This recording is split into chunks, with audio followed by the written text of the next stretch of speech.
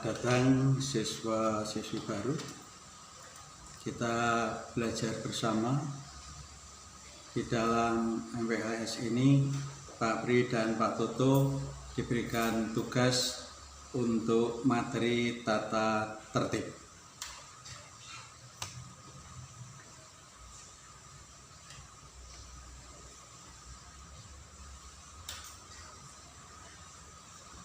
Yaitu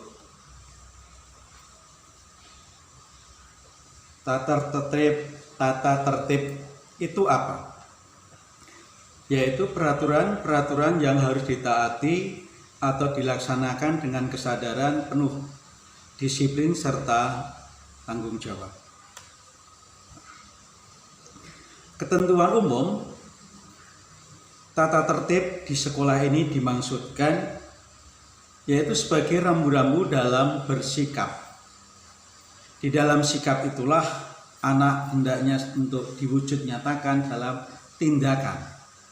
Di dalam tindakan anak-anak melaksanakan itu dalam kegiatan sehari-hari. Supaya apa anak-anak? Supaya terjadi budaya di sekolah yang benar. Dasar tata tertib ini dibuat yaitu untuk nilai-nilai yang dianut di sekolah dan masyarakat, entah sopan santun, pergaulan, entah kedisiplinan, entah ketertiban, kebersihan, kesehatan, kerapian, keamanan, dan juga nilai-nilai yang mendukung dalam kegiatan belajar yang efektif. Di dalam pasal 1 yaitu tentang pakaian sekolah.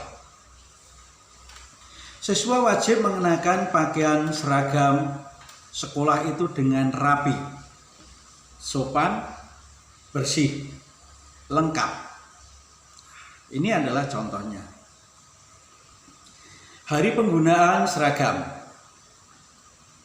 Untuk hari Senin dan Selasa, anak-anakku, yaitu menggunakan biru putih dengan bed OSIS, sepatu warrior pendek, kaos kaki putih panjang, dan panjangnya kaos kaki itu 20 cm dari lantai, dan itu berlogo Canisius dengan ikat pinggang yang sudah ditentukan, dan juga saat upacara wajib menggunakan topi. Hari Rabu dan Kamis yaitu menggunakan biru putih dengan badge SMP Canisius 1 Surakarta dengan keterangan seperti yang di atas. Untuk Jumat menggunakan putih dan batik, keterangannya juga seperti di atas. Untuk hari Sabtu yaitu pramuka, bawah coklat, atas coklat, dan ini yang membedakan, kaos kakinya itu hitam dengan logo tunas kelapa, bertuliskan di sana ada tulisan SMP Canisius 1 Surakarta. Contohnya adalah seperti ini anak. Ini hari Senin. Kemudian contoh untuk hari Selasa seperti ini. Ini hari Jumat. Ini hari Sabtu. Pramuka. Ini dasi yang harus dipakai anak-anak setiap hari, kecuali hari Jumat dan Sabtu. Ini pakaian olahraga. Sepatunya bebas, yaitu dengan sepatu olahraga.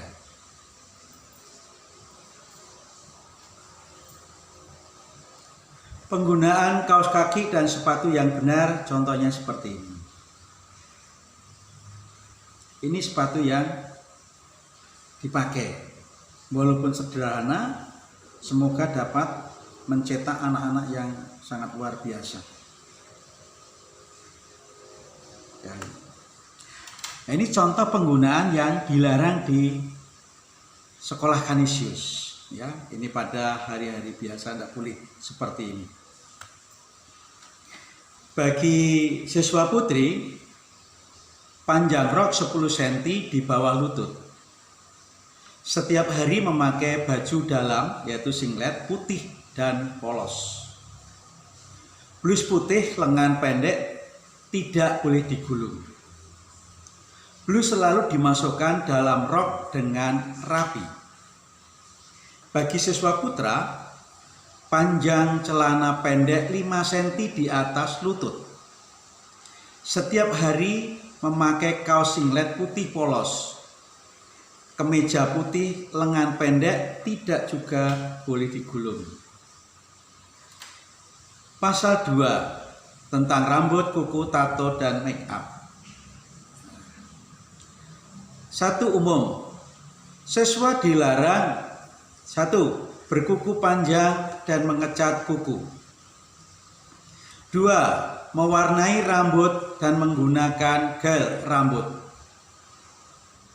3. Menggunakan gelang, kalung, atau tindik. Nah, seperti ini. Bila menggunakan perhiasan yang sederhana, tidak boleh berlebihan. Tidak dibenarkan, contohnya adalah ini, ya, dengan tindik di hidung, menggunakan HP atau membawa HP di lingkungan sekolah, dengan gelang yang berlebihan,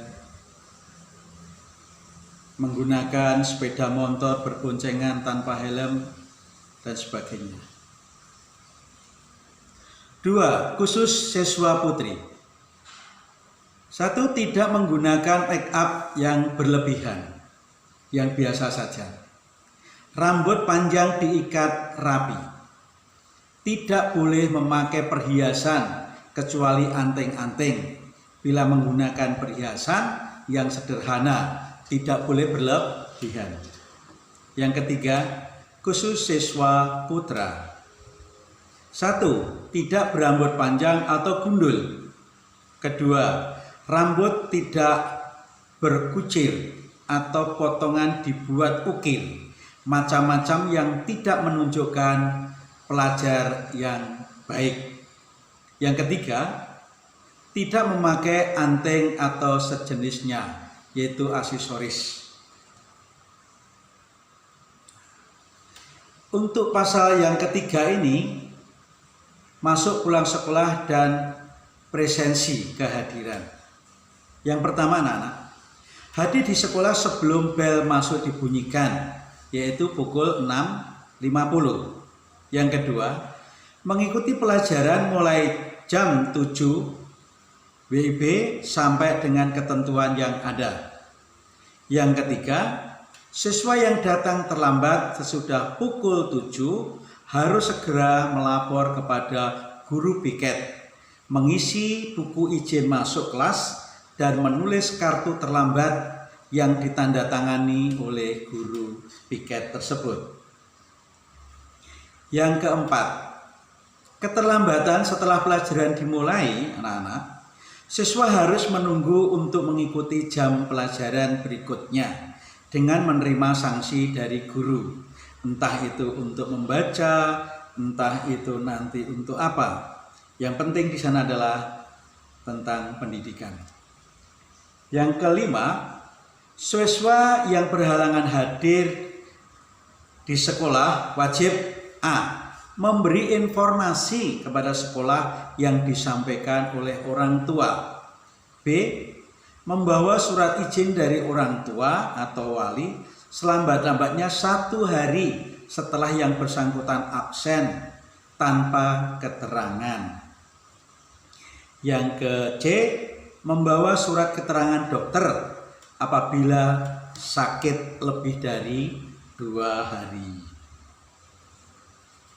Yang keenam, selama pelajaran berlangsung dan pada pergantian jam pelajaran, siswa diharapkan untuk tetap tenang dan tetap berada di dalam kelas untuk mempersiapkan pelajaran berikutnya. Tidak boleh membuat gaduh yang akan mengganggu lingkungan kelas lain. Yang ketujuh, pada saat istirahat, siswa berada di luar kelas atau di halaman supaya tidak penat atau bisa menghirup udara yang segar. Yang kedelapan, pada waktu pulang harapannya siswa langsung meninggalkan sekolah menuju ke rumah kecuali bagi yang mengikuti kegiatan ekstrakurikuler atau kegiatan sekolah lainnya atau juga sedang menunggu untuk jemputan. Di dalam pasal 4 tentang kebersihan, kedisiplinan, dan ketertiban.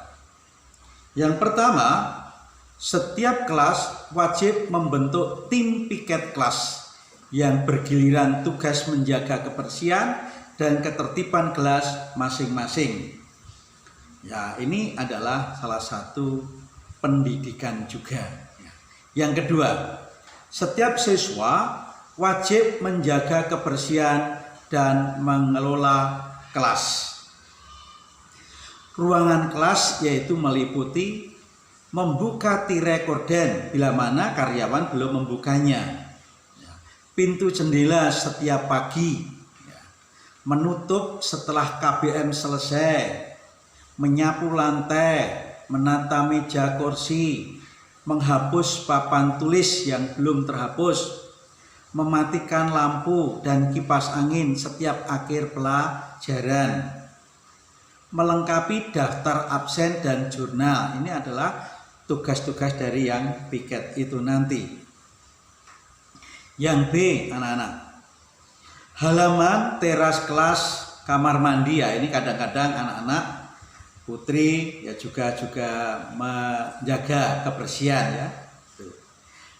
Laki-laki pun juga demikian. Setelah selesai kegiatan di kamar mandi ya kita bersihkan. Yang ketiga, setiap siswa wajib membiasakan diri meletakkan sampah pada tempat yang telah ditentukan, baik di lingkungan sekolah ini maupun di dalam masyarakat atau di rumah, agar terjadi yaitu budaya kebersihan. Yang keempat, setiap siswa menjaga suasana ketenangan belajar, baik di kelas, di perpustakaan, di laboratorium, maupun di tempat lain di lingkungan sekolah ini. Karena lingkungan sekolah adalah untuk belajar, maka perlu adanya suasana yang tenang dan nyaman. Yang kelima, setiap siswa mengerjakan dan menyelesaikan tugas yang diberikan sekolah melalui guru piket atau guru mata pelajaran sesuai ketentuan yang ditetapkan. Ini belajar bukan hanya di kelas tetapi di rumah pun juga kita membiasakan diri untuk belajar. Anak-anakku yang terkasih, di dalam pasal 5 ini tentang sopan santun dalam pergaulan. Dalam pergaulan sehari-hari di sekolah maupun di luar sekolah, setiap siswa SMP Kansus 1 ini hendaknya satu, mengucapkan salam terhadap teman, kepala sekolah, bapak ibu guru, karyawan, atau tamu di sekolah apabila kita bertemu dengannya. Ini adalah contoh anak kecil ya, di sana salim dengan orang tuanya. Kemudian menghormati sesama siswa. Karena apa kita menghormati? Karena mereka pun juga ciptaan Tuhan. Entah itu menghargai perbedaan agama, entah penganut, latar belakang sosial ekonomi, sosial budaya, dan sebagainya. Kita harus menghormati. Ya. Ini adalah gambar di mana anak-anak menunjukkan kerukunan bersama. Ya. Menghormati tidak hanya di lingkungan SMPK Negeri 1, dimanapun anak berada, itu harus berani menghormati orang lain. Anak-anakku yang terkasih, di dalam pasal 5 ini tentang sopan santun dalam pergaulan yang melanjutkan tadi, yang ketiga adalah menghormati ide, pikiran, dan pendapat, hak cipta orang lain, dan hak milik teman atau warga sekolah. Kita tidak boleh itu untuk mematikan ide teman, pikirannya teman, tetapi perlu kita untuk saling menghormati. Yang keempat, berani menyampaikan sesuatu yang salah adalah salah dan sesuatu yang benar, jujur adalah benar. Ini harus kita biasakan. Menyampaikan pendapat secara sopan tanpa menyinggung perasaan teman atau menyudutkan atau memojokkan orang lain, ya. Kita harus biasakan juga yang baik. Membiasakan diri mengucapkan terima kasih. Nah, ini anak-anak ini kadang-kadang sulit ya, anak-anak itu untuk mengucapkan terima kasih, ya. Kalau kita memperoleh bantuan atau jasa dari orang tua. Bagaimana anak-anak pada waktu anak-anak diberi sagu oleh orang tua? Sudahkah mengucapkan terima kasih? Nah, kalau belum, mari kita biasakan mulai hari ini, ya. Yang ketujuh, berani mengakui kesalahan yang dilakukan dan minta maaf apabila merasa bersalah pada orang lain. Kita tidak boleh egois, kita tidak boleh menang sendiri, kita tidak boleh mengatakan paling benar sendiri. Kalau kita salah, ya dengan gentleman kita harus berani mengatakan saya salah dan minta maaf. Yang kedelapan, menggunakan bahasa atau kata yang baik dan sopan, serta mampu membedakan hubungan dengan orang yang lebih tua dan teman, serta tidak menggunakan kata-kata yang kotor atau kasar. Ya. Anak-anak, saya yakin kalian paham siapa yang kita hadapi, siapa yang kita ajak bicara. Dengan orang tua tidak boleh kita samakan dengan bicara kita dengan teman yang lain atau yang dengan adik, tetapi kita harus mapan. Di dalam pasal 6, larangan-larangan. Ini adalah peringatan keras ya tentang merokok. Merokok adalah membunuhmu, itu sering-sering yang dikatakan di dalam logo di rokok di bawah itu ya. Anak-anak tidak boleh ya. Tuh. Yang sampingnya adalah ini orang yang mungkin setelah meminum minuman keras ya. Seperti ini tentunya tidak baik, tidak bijaksana ya. Hidup perlu diisi dengan kegiatan-kegiatan yang baik dan benar dengan penuh bijaksana. Ini juga tidak boleh tentang pengedaran dan mengkonsumsi narkoba ya. Bahkan ada mengatakan setiap hari itu ada 50 orang yang meninggal karena konsumsi ini. Maka Anda sebagai generasi muda ini harus dijauhkan dari diri kita. Nah, ini juga ya anak-anak yang masih muda, masih kecil itu tidak boleh berpacaran. Ya, tentunya pada waktunya, saatnya nanti juga akan mengalami. Kita belajar dan kita belajar. Untuk hal itu perlu kita singkirkan terlebih dahulu.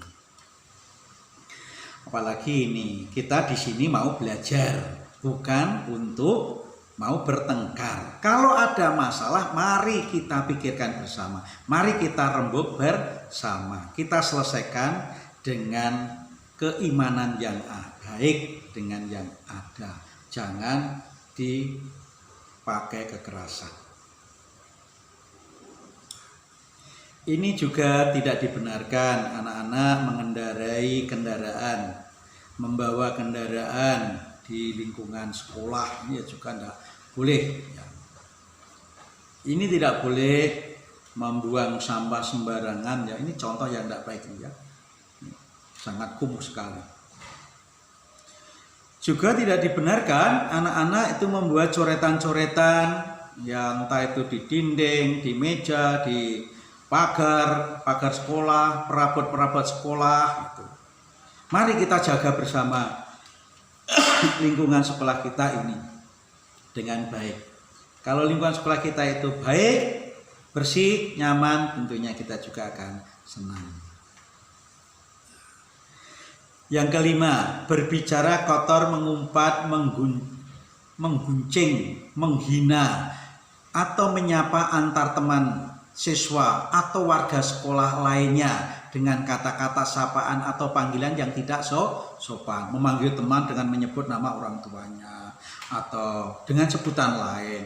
Nah, itu juga tidak bijaksana. Apakah kita mau disebut kita dengan panggilan-panggilan yang tidak baik atau panggilan orang tua? Nah, tidak mau kan? Nah, maka kita juga tidak boleh melakukan kepada teman yang lain. Yang keenam, anak-anak, membawa barang yang tidak ada hubungannya dengan kepentingan kegiatan sekolah atau kegiatan belajar mengajar. Seperti tadi, sepeda motor, alat elektronik, HP, senjata tajam, atau alat-alat yang membahayakan untuk keselamatan orang lain atau diri kita. Yang ketujuh, anak-anakku, mengadakan pesta yang berlebihan seperti pesta ulang tahun. Tidak dibenarkan di SMPK Nisu 1 kalau ada anak yang ulang tahun kemudian rambutnya diberikan tepung atau gandum, kemudian dibuat yang tidak baik. Sungguh-sungguh sangat dilarang. Maka kalau kita akan memberikan ucapan, ya ucapan yang baik, yang benar. Yang kedelapan, membentuk organisasi kelompok lain, ya. Tidak boleh membuat geng, tidak boleh. Hanya satu, yaitu OSIS, ya. Tuh. Mengatasnamakan geng OSIS, apalagi tidak boleh.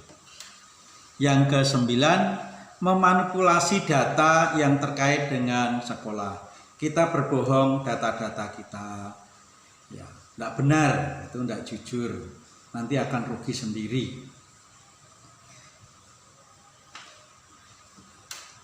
Anak-anakku yang terkasih, yang ke-10 ini adalah membaca atau menonton, mengedarkan bacaan gambar, sketsa, audio, video yang pornografi. Ini sangat dilarang, ya.